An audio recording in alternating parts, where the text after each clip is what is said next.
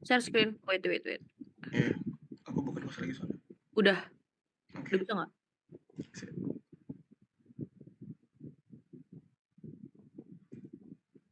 Oke, mmm, apakah sudah kelihatan? Udah Mas. Oke, ulangi lagi. Assalamualaikum warahmatullahi wabarakatuh. Selamat pagi semuanya. Ini sekarang kita masuk ke log porosity. Tolong kalian agak fokus dikit ya. Soalnya di sini log porosity ini adalah fundamental dari bagaimana kalian menghitung dan mengkualitatif dan kuantitatif dari log porosity-nya. Karena kemarin banyak yang salah dalam membacanya ataupun nggak paham kenapa dikasih input ini sekian sekian sekian. Oke, lanjut aja ke kualitatif dan kuantitatif interpretasi. Marsha, Oke. Ini sebenarnya basic dari awal, aku kembali ke awal lagi karena aku pengen nyatuin persepsi lagi biar kita satu pikiran, satu lini. Kita masuk ke kualitatif. Next. Nah, apa sih interpretasi kualitatif atau simple log interpretation itu? Kita tuh di sini mau mencoba untuk sebenarnya antara kualitatif sama kuantitatif itu tujuannya sama, yaitu kita Recording in mencoba untuk progress. melakukan memprediksi interval dari zona permeabel itu sendiri atau zona reservoir itu yang mengandung hidrokarbon. Karena kita kan sekarang kita konteksnya buat untuk oil and gas ya.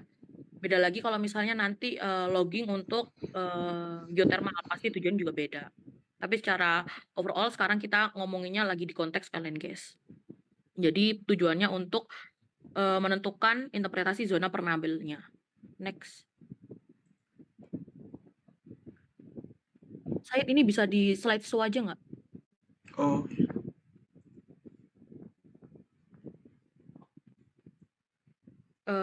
Apa sih contoh dari perhitungan kualitatif itu?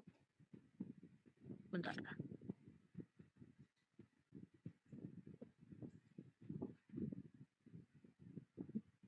Wait.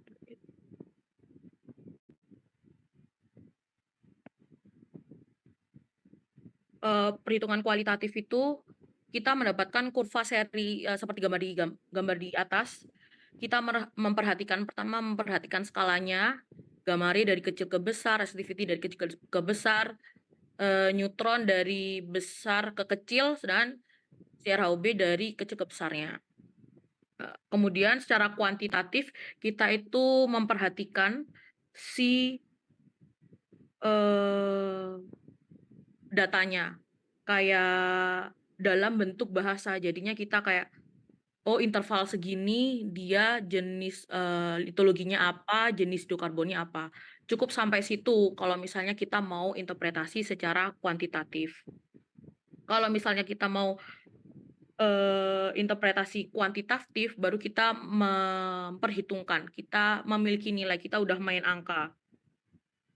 Seperti pada Excel spreadsheet di bawah. Next. Secara bahasa, interpretasi si kualitatif itu dilihat berdasarkan karakteristik datanya. Data yang kita nilai nantinya akan dideskripsikan secara bahasanya. Misalnya, interval Shield itu gimana sih karakteristik dari gamma ray, resistivity, atau neutron density-nya. Di interval si hidrokarbon itu bagaimana, kayak gitu.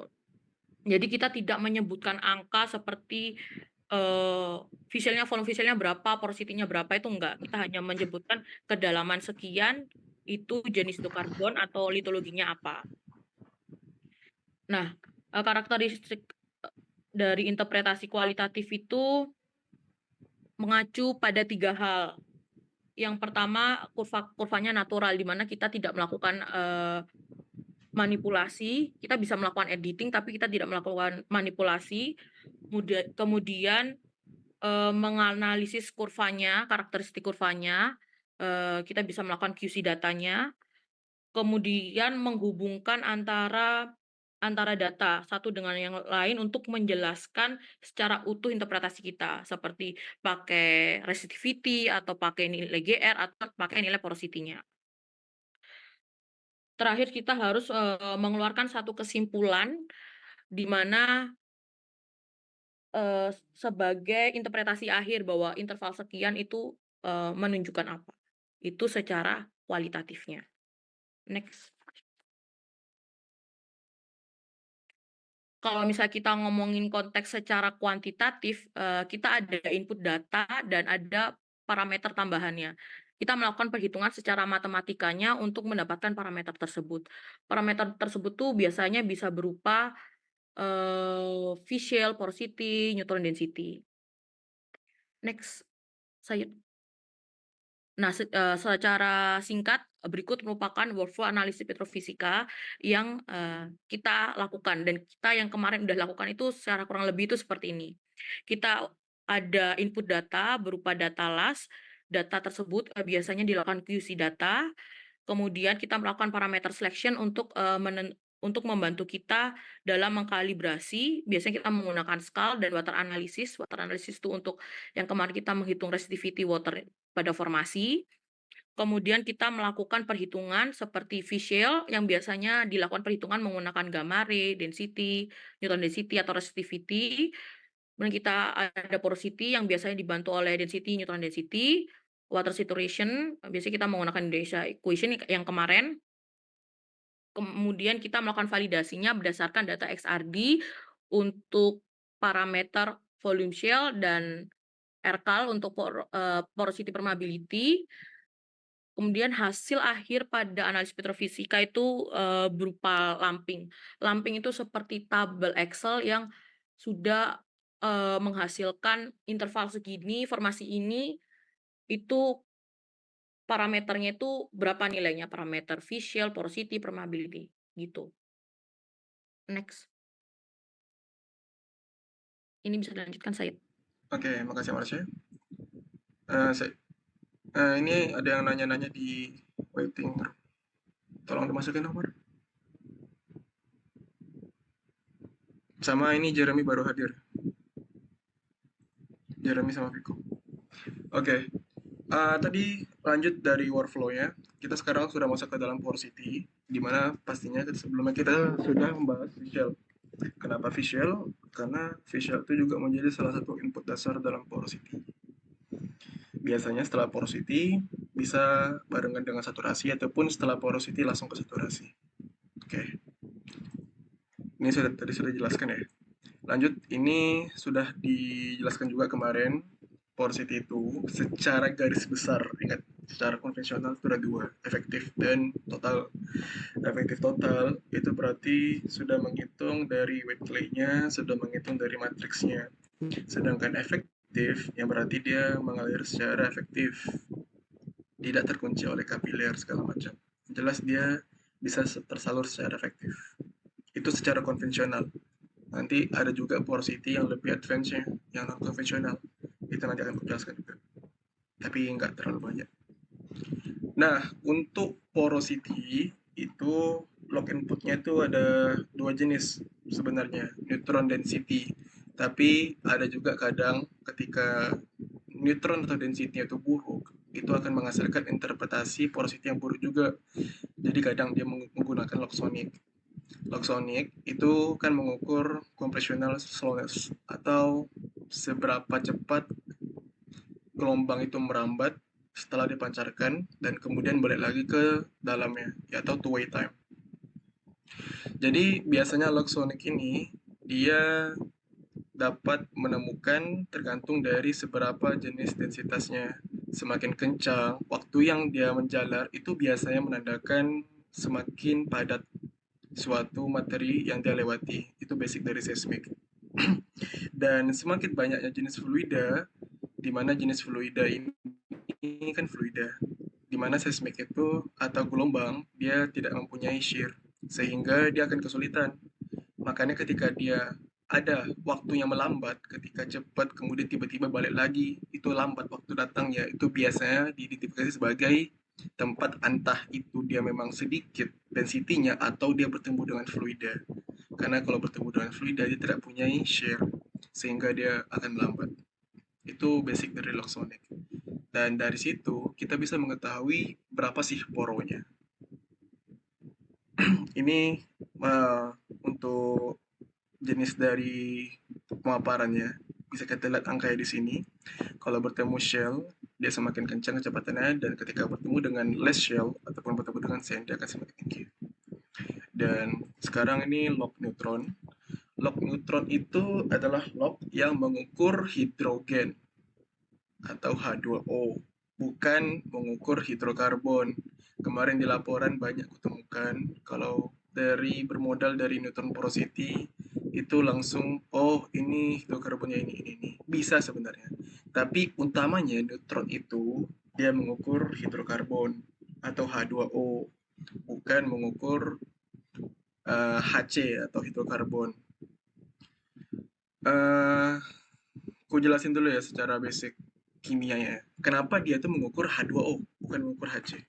Kita ke tabel periodik.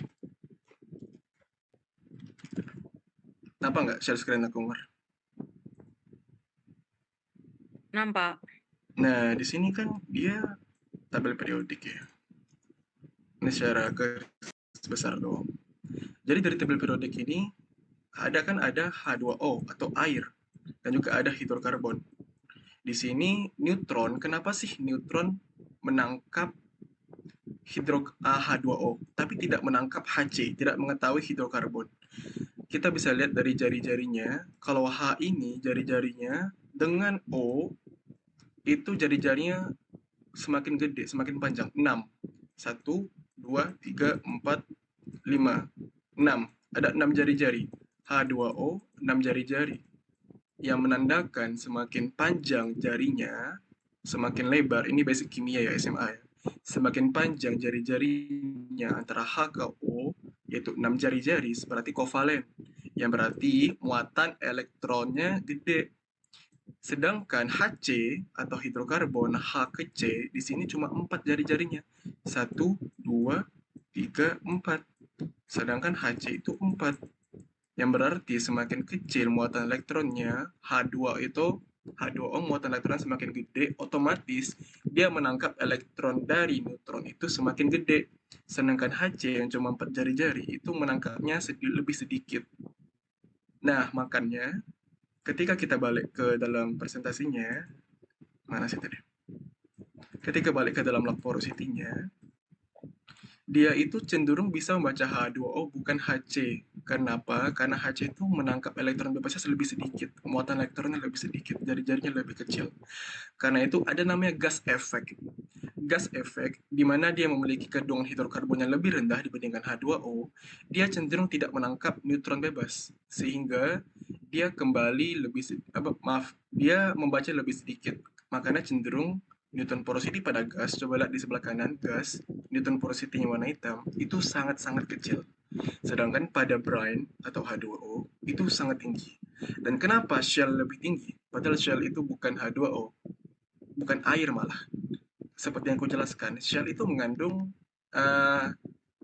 sedikit, mengandung banyak tadi kandungan hidrogen, karena dia shell. Shell itu bersifat cation exchange capacity yang pernah aku bilang, di mana dia menangkap elektron bebas. Karena itu ketika dia bertemu shell, itu ada namanya shell effect. Neutron poros ini semakin gede nih, sampai 45 pada shell. Sedangkan pada gas yang sedikit banget hidrogen, dia kecil banget. Begitu. Nah, dari situ aku harap kalian paham kenapa sih ketemu gas kecil banget dan ketemu shell ataupun air itu lumayan tinggi. Bukan karena mutlak secara hidrokarbon. Kemudian ini log density. Log density itu berarti mengukur menggunakan gamma, di mana mengukur menggunakan gamma berarti dia akan sangat peka terhadap kandungan evaporate ataupun metamorfik. Dia mengukur material penyusun dari batuannya. Contoh evaporate. Evaporate kan berasal dari garam yang terendapkan, di mana dia mengandung kadar asin atau salinity yang tinggi, karena itu dia juga bisa mendapatkan nilai yang bagus juga pada gamma. Makanya pada nilai shell, nilai density-nya itu cenderung lebih gede karena salinity-nya. Oke, di situ aja singkatnya ya, karena kita cepet-cepet. Ada kelas juga, kalian jam 9 kan. Nah, dari 3 dasar itu, kalian juga harus tahu kenapa sih, apa yang mereka tangkap, dan apa yang mereka cari. bagaimana cara menangkapnya dan apa yang mereka cari gitu. Jadi kalian nggak harus paham secara nilai doang, tapi kalian harus tahu basic fundamental apa yang mereka cari. Dan di sini lanjut dulu ke Marsha untuk porosity density-nya. Ini udah aku jelasin, sama aja tambahin aja nggak apa-apa. Oh, oke, sudah jelasin ya. Nah, ini untuk rumus dasarnya. Rumus dasarnya secara umum, yaitu secara urutan phi E atau proses efektif, kemudian selanjutnya phi T shell, dan kemudian phi T. Nanti akan kujelaskan. Dari phi E, kalian harus tahu dulu. Dalam mencari phi E atau porositas efektif, ada densitas matriks. Densitas matriks atau rho MA, ini tolong kalian catat. Rho MA atau densitas matriks itu merupakan densitas penyusun 2,65, 2,85, sandstone, feldspar, segala macam, tergantung dari formasinya. Alasan kalian menggunakan nilai density itu maksimal 2,65, kenapa? Karena memang penyusunnya 2,65 nilainya. Kalau ini berarti density 2,90, berarti penyusunnya nilainya itu 2,90. Berarti kalau ditanya berapa rho MA-nya, ya pasang aja berapa maksimal dari density kalian, 2,65, 2,90. Kemudian dikurang rho log. Log ini berarti log dari rho-nya. Kemudian rho matrix 2,85 dikurang densitas fluid. Aku tanya ke kalian, Andi, berapa densitas fluid? Densitas air. Andi nyimak nggak? Halo Andi? 1000 kg per meter kubik, Mas. Yes, benar. Atau kita tingkat satu saja. Jadi, rho MA 2,5 dikurang rho fluid. Densitas fluid itu 1. 2,5 kurang 1 dikurang dari nilai dari facial kalian, masukin aja lognya, log facial, dikali dengan 2,65 dikurang rho shell. Rho shell ini berarti kalian bisa menggunakan cross plot antara densitas dan juga gamma ray, ataupun densitas porositas tapi warnanya menggunakan gamma ray. Jadi, rho yang paling tinggi dengan nilai shell atau gamma ray yang paling tinggi itu adalah nilai rho shell-nya. Ntar aku jelaskan. Nah, dapat phi dari sana. Ini untuk basic ya, basic umum. Kemudian, selanjutnya baru kita mendapatkan phi TSH atau porositas total shell. Ini berasal dari rho DSH, rho dry shell, apalagi ini dry shell. Ada lagi rho shell, ada lagi rho dry shell, juga rho air. Itu mungkin kalian yang masih bingung tadi rho dry shell. Apa bedanya shell sama dry shell? Kemudian rho water udah tahu, rho shell udah tahu, rho dry shell nanti. Dan kemudian setelah dapat phi TSH atau porositas total dari shell, baru kalian mencari phi T. Phi T tadi adalah nilai dari phi E yang sudah kalian dapatkan ditambah dengan phi shell dikali dengan phi TSH. Ini dia. Apa itu phi TSH? Ya, yang berarti porositas total untuk shell doang. Di sini kalau aku annotate, kalau kalian menggunakan cross plot antara rho B, Y-nya rho B, dan X-nya NPy, dan color-nya atau warnanya adalah gamma ray, ini GR2, ini TA gue. Aku buat GR itu GR2 fix banget. Ini GR pokoknya, shell pokoknya. Jadi Y-nya rho B, X-nya NPy, dan pewarnaannya ini adalah gamma ray. Kalau kalian lihat, kenapa aku di sini memasang fluidanya satu? Ya karena memang rho fluidanya adalah satu. Ini namanya ternary diagram. Ternary diagram ini akan menjelaskan persebaran fluida, dry shell, shell, dan matrix. Dan di sini aku set satu fluidanya karena memang fluida itu rho-nya satu. Aku set di sini fluida, jadi mendapatkan nilai fluida satu. Dan di sini aku set matriksnya sesuai dengan pemasangan densitas aku, 2,65. Jadi aku pasang titik yang plot di sini pas di 2,65 untuk matriksnya atau penyusun batuannya. Kemudian shell di sini aku cari nilai dari pewarnaan gambar yang paling tinggi. Yang berarti di sini yang paling padat ada warna merah kan. Berarti aku cari mana sih shell yang paling tinggi warnanya. Dan itu linear dengan dry shell. Dry shell itu yang berarti dia juga shell yang tinggi tapi memiliki porositas yang rendah. Makanya dia dry. Berarti shell yang paling sedikit mengandung porositas. Jadi aku mendapatkan dry shell-nya sekian. Inti cari dulu shell-nya. Berarti shell yang paling tinggi segini, sekitar 0,43. Contohnya kalau di aku ya. Kemudian kita tarik garis lurus yang mengikuti shell-nya, tapi dia porositasnya rendah. Berarti dapat di sini dry shell-nya, sekitar 0,3. Itu untuk basicnya. Jadi kalian sudah dapat rho fluida 1, rho matrix 265, phi TSH tadi berapa, rho shell-nya sekian, dan rho dry shell sekian. Oke. Ini aku hapus dulu notetnya.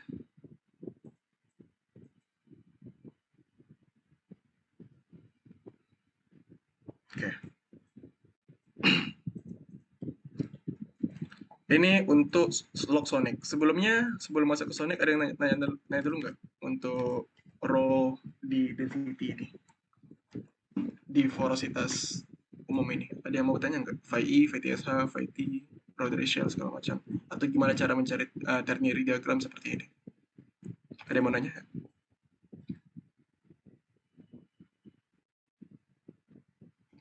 Kalau misalnya nggak ada yang nanya, lanjut aja ya ke Sonic. Oke, lanjut ke Sonic. Nah, tadi adalah density, neutron, dan ini gimana sih kalau misalnya mencari Sonic? Sebenarnya sama aja rumus dasarnya. Untuk urutannya juga sama, DT kurang DTMA, DTFL kurang DTMA, dikurang Fischl, dikali TSH, DTMA, blablabla.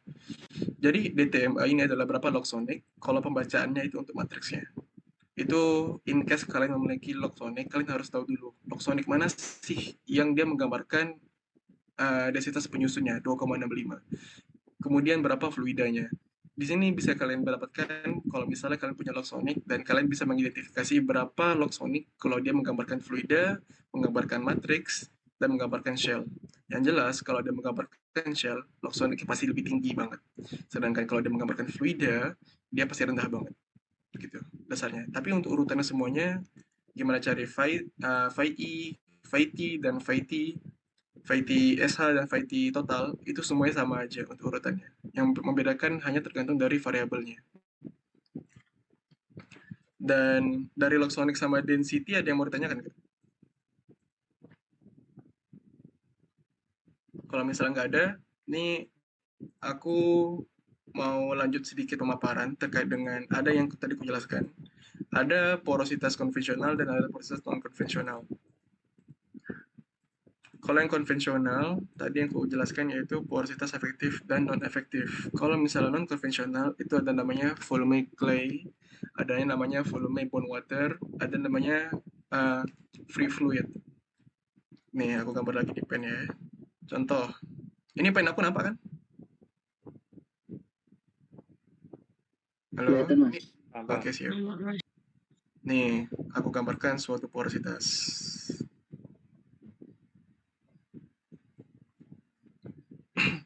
Di mana pada porositas ini ada batuannya, batuan penyusun yang lengket, ini ada batuan yang nyambung, ini batuan penyusun lagi, ini matriksnya penyusunnya ya.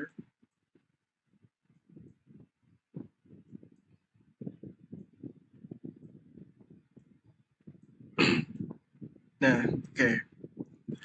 Di sini kalau untuk porositas efektif atau free fluid atau air yang selalu mengalir efektif free fluid atau kita sebut dengan FF, dia berada pada daerah di mana dia tuh mengalir terus, yang berarti porositasnya tidak terhalang oleh penyusunnya, dia bisa ngalir terus. Itu untuk free fluid atau proses efektif secara umum yang warna biru, ini FF warna biru. Kemudian ada lagi namanya volume clay bond water, volume clay bond water, BND, F clay BND, dan ada lagi namanya V capillary bond water. Bond yang berarti batas atau permukaannya, intinya bond itu adalah batasnya. Berarti volume porosity ini dia terperangkap pada batas clay, itu untuk V clay bond water. Contoh, kalau misalnya ini adalah clay, oke, ini batuan ini adalah clay atau shell. Clay itu penyusun dari shell. Di mana shell itu memiliki sifat dia itu CEC, cation exchange capacity. Dia bisa menangkap kation-kation, dia bisa menangkap berbagai macam air. Jadi pada permukaan clay ini ada kapasitas-kapasitas di mana dia bisa memperangkap airnya itu. Kita anggap ini serabut-serabut permukaannya ya. Di clay itu dia bisa memperangkapnya. Jadi air yang awalnya mengalir di sini mengalir, dia bisa terperangkap pada bond clay ini, pada permukaan clay ini dia terperangkap. Karena memang sifat dari clay itu desalinity dan juga dia bisa memperangkap air. Makanya ada namanya shell effect tadi yang aku jelasin. Di sini dia terperangkap pada permukaannya. Sedangkan untuk capillary berarti dia terperangkap pada kapiler di mana sangat-sangat kecil atau berada pada porositas ataupun ruang kosong yang sangat kecil dan terperangkap. Contoh di sini, dia nggak bisa lewat karena saking kecilnya kapilernya. Dia jadi nggak bisa lewat doang. Kita anggap aja ini udah titik kosong ya. Ini buntu ini. Nah, ini buntu. Jadi dari sini, ini dia. Itu untuk gimana sih perbedaannya. Jadi ini adalah free fluid yang berarti dia masih ngalir terus efektif, dan ini adalah clay bond water di mana airnya itu terperangkap pada bagian clay, permukaan claynya karena sifat dari claynya, sifat dari shellnya. Tapi kalau kapiler berarti dia terperangkap pada ruang yang sangat kecil itu. Dan gimana sih cara mencari secara kuantitatifnya? Sebenarnya ini agak rumit, tapi aku jelasin dulu breakdown sedikit ya. Nih.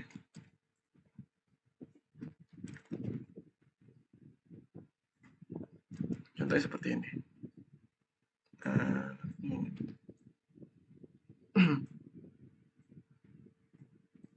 Ini VFF.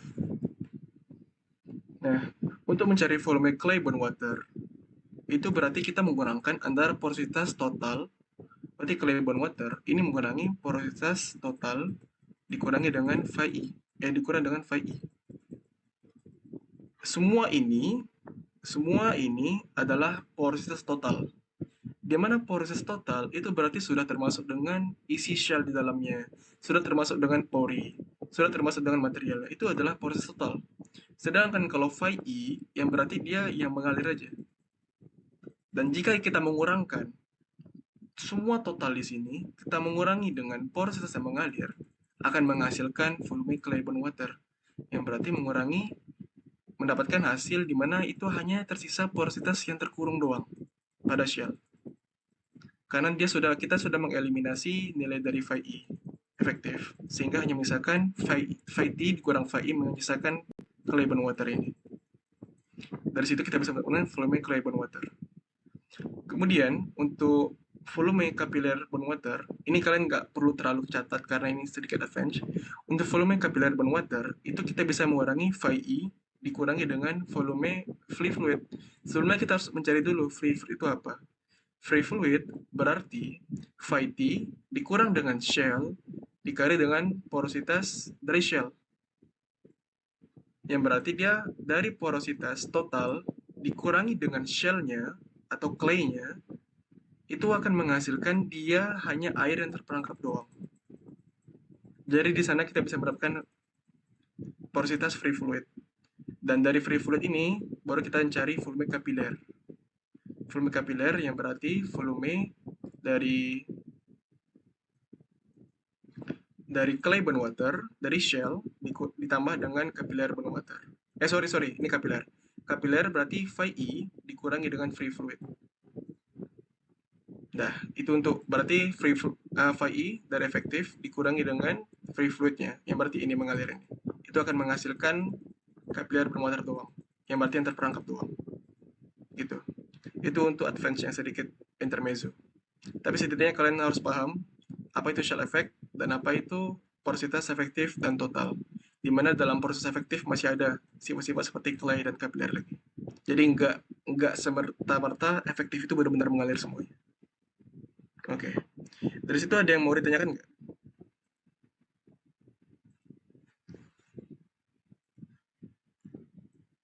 Oke, mau Alif?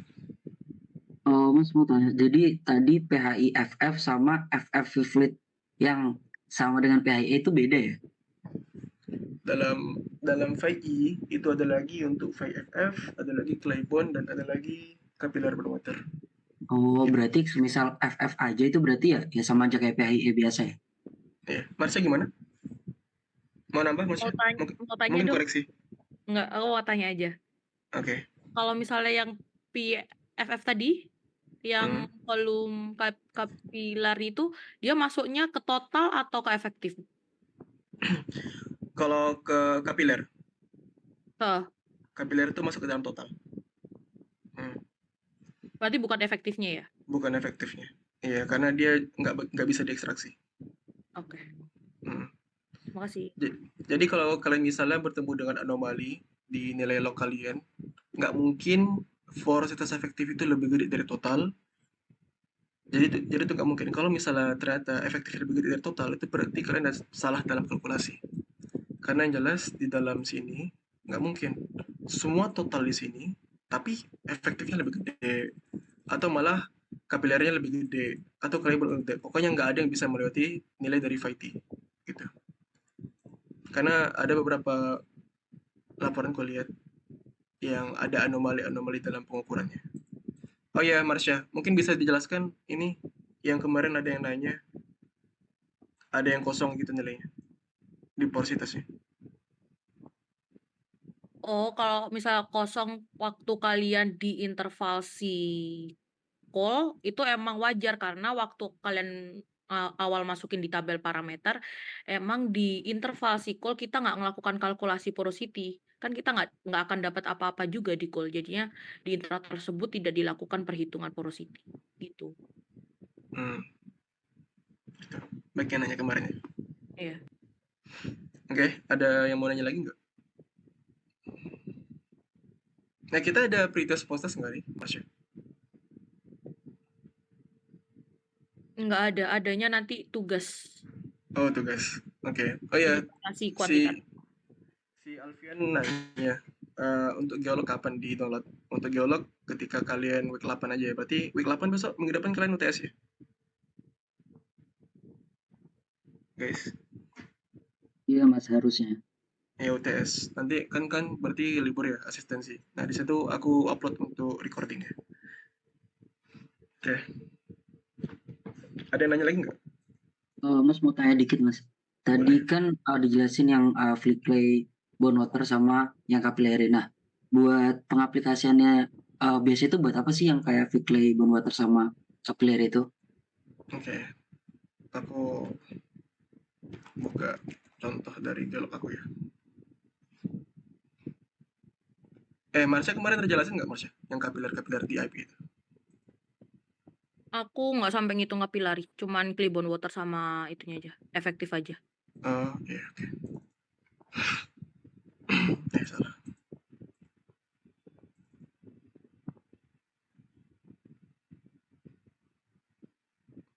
Tapi, oh ya, free fluid itu sebenarnya nggak semua service yang ada, nggak semua perusahaan. Karena tergantung dari perusahaan mana dulu. Kadang dia nggak menggunakan free fluid, kadang menggunakan free fluid.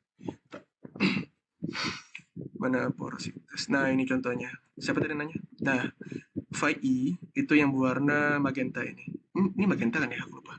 Kemudian phi T itu yang berwarna abu-abu ini. Yang berarti phi E nggak mungkin dia bisa melewati abu-abu atau phi T total. Efektif nggak bisa melewati total. Sedangkan yang warna biru ini aku buat Claybon water. Yang berarti di dalam total itu juga ada Claybon water, di mana dia itu lebih gede dari efektif kadang. Kalau kita lihat rumusnya tadi yang aku buat, Claybon water itu berarti phi T dikurang phi E.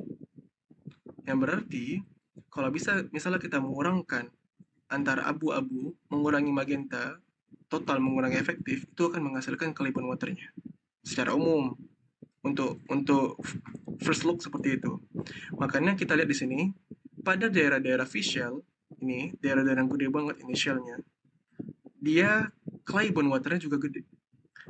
Seiring dengan dia clean sand yang warna kuning ini, dia clean, efektif juga gede gitu.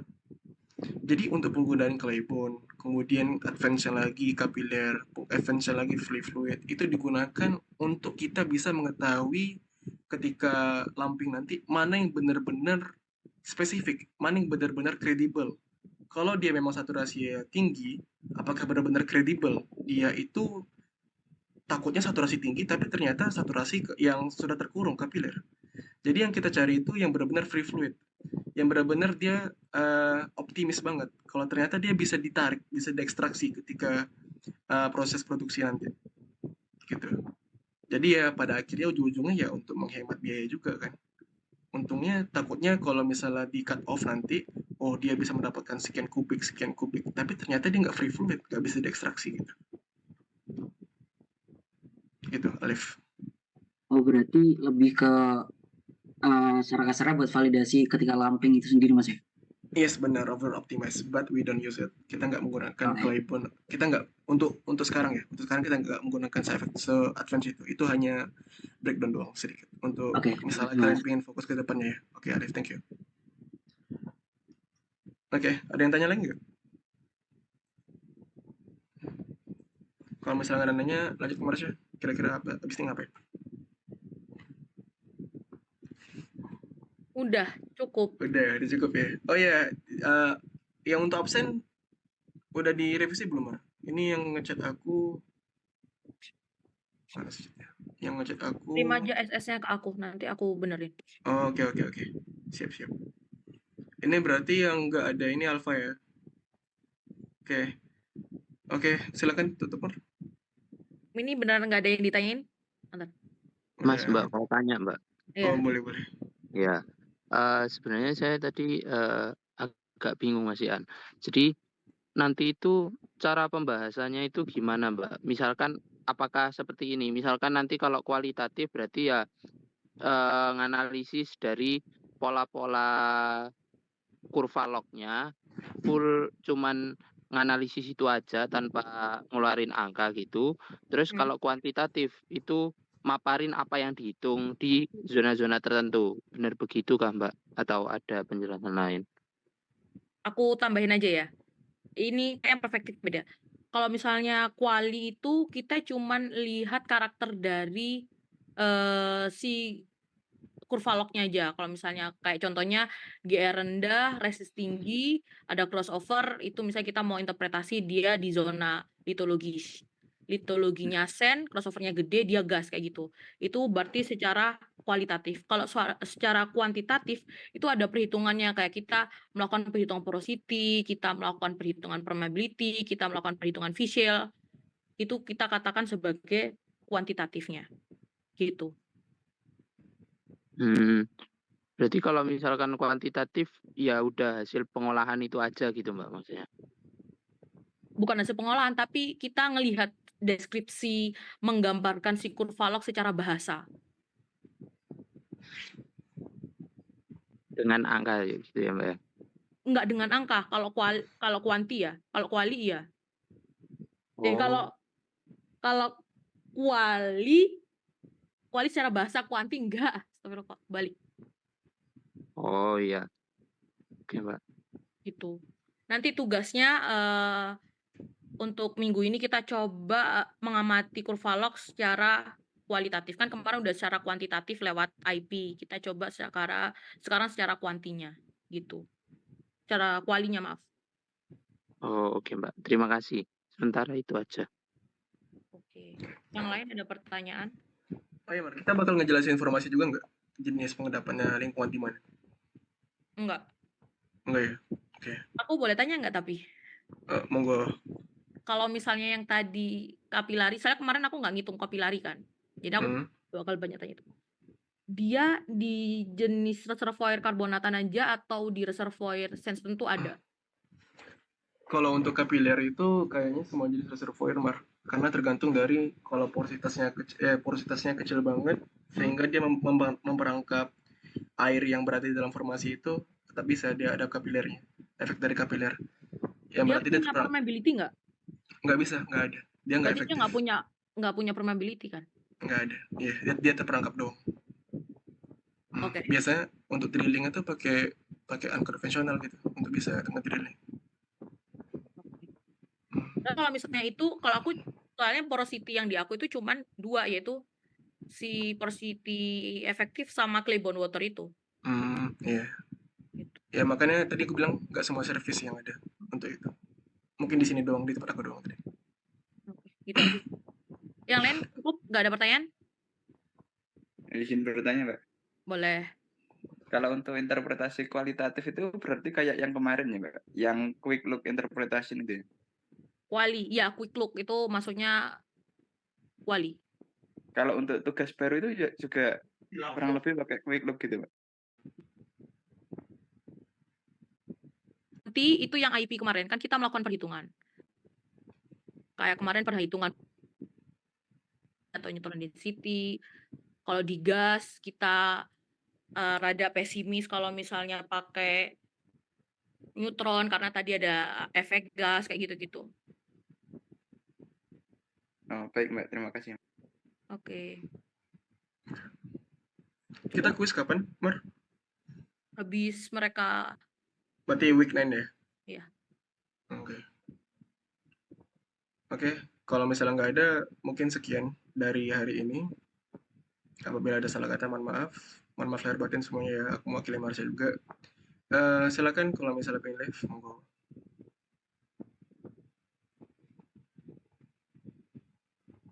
Thank you semuanya. Silakan live. Terima kasih, Mas. Makasih Iya. Mas. Makasih Mas.